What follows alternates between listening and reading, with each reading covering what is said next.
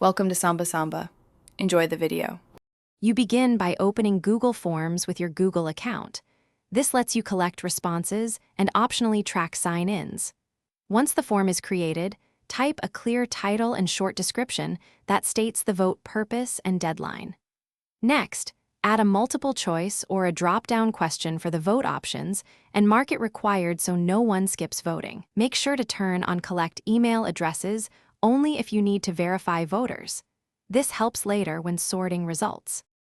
Now you refine the ballot itself. List each option precisely and add images or extra context when choices could be ambiguous. Once done, use sections and the Go to section based on answer feature when you need follow-up questions or conditional paths.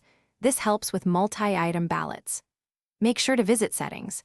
If you want one vote per person, enable limit to one response which requires sign-in or at least collect email addresses to deter duplicates. Also choose whether choices should shuffle to reduce bias.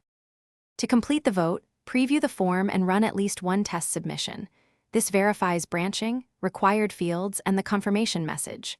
Once satisfied, set the response destination to Google Sheets for easier tallying, then share the link, email the form, or embed it on a site.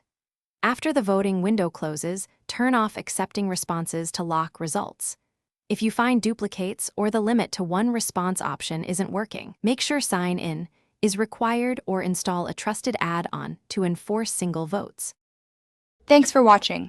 Consider subscribing if we helped you.